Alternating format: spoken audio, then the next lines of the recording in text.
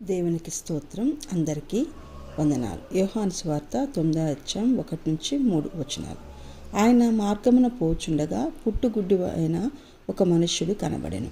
ఆయన శిష్యులు, బోధకుడా, వీడి గుడ్డివాడే పుట్టుటకు ఎవడు పాపం చేసెను, వీడా వీని కన్నవారా అని ఆయనను అడుగగా, యేసు, వీడైనను వీని కన్నవారైనను పాపం చేయలేదు గాని దేవుని క్రియలు వీని యందు ప్రత్యక్షపరచబడుటకే వీడు గుడ్డివాడుగా పుట్టెను అని చెప్పాడు.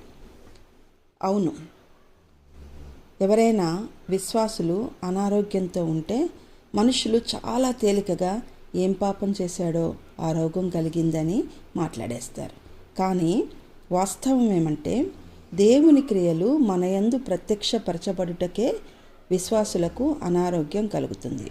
అనారోగ్యం కలగగానే విశ్వాసులు దేవునికి ప్రార్థన చేస్తారు, మొర్ర పెడతారు. కృపగల దేవుడు స్వస్థపరుస్తాడు.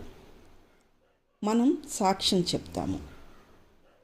అప్పుడు దేవుని క్రియ మన అనారోగ్యం ద్వారా ప్రజలందరికీ గొప్ప స్వస్థతగా ప్రచురపరచబడుతుంది. అప్పుడు దేవునికి మహిమ కలుగుతుంది. ఆమేన్.